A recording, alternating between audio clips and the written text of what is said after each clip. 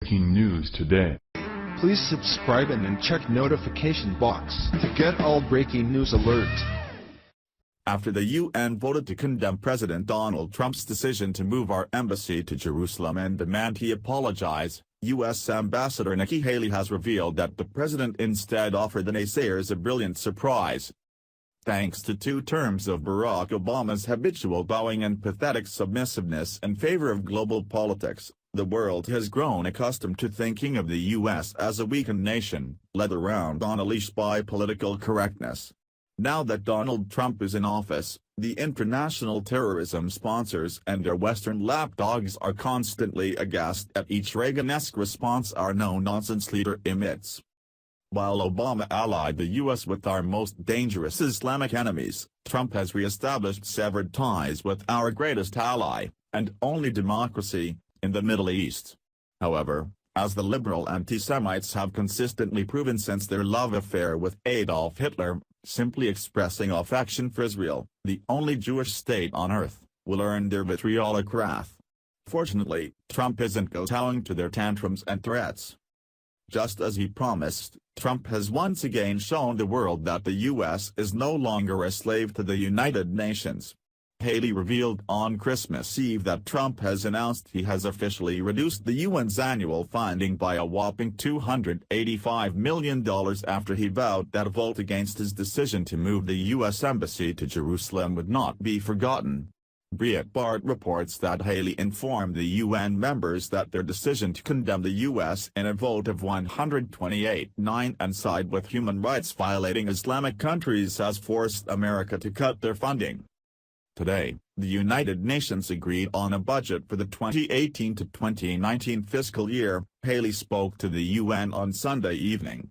Among a host of other successes, the United States negotiated a reduction of over $285 million off the 2016 to 2017 final budget. In addition to these significant cost savings, we reduced the UN's bloated management and support functions, bolstered support for key U.S. priorities throughout the world, and instilled more discipline and accountability throughout the UN system. The inefficiency and overspending of the United Nations are well known. We will no longer let the generosity of the American people be taken advantage of or remain unchecked. This historic reduction in spending, in addition to many other moves toward a more efficient and accountable UN, is a big step in the right direction. While we are pleased with the results of this year's budget negotiations, you can be sure we'll continue to look at ways to increase the UN's efficiency while protecting our interests. Despite Haley warning that a vote against the U.S. to decide where its own embassy should be placed would not go unpunished, the UN chose not only to declare the move null and void but condemn Israel and deny its capital.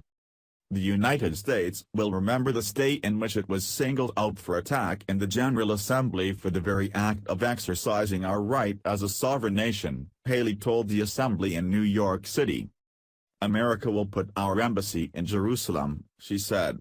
No vote in the United Nations will make any difference on that. But this vote will make a difference on how Americans look at the UN, and on how we look at countries who disrespect us and the UN. Disturbingly, even the dozens of nations that receive monetary aid, resources, and cutting-edge technology and medicine from Israel voted to condemn the tiny democracy.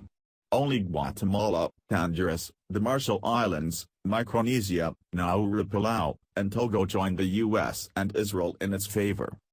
When Haley first warned that the U.S. will cut funding to the UN, a Muslim diplomat, who was too cowardly to give his name, slammed the U.S. as a bully. It was then that Haley cleverly retorted that America is simply tired of being taken for granted. The UN gladly takes our money each year, which makes up a large part of their annual budget, but avidly works against our efforts and supports our enemies.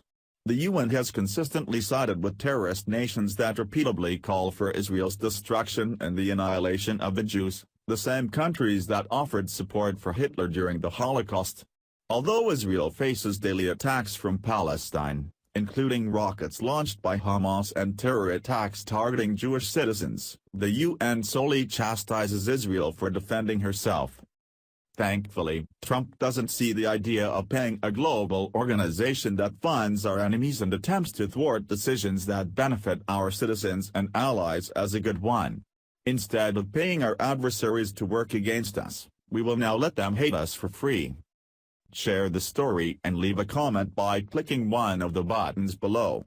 Follow us on Facebook at Mad World News.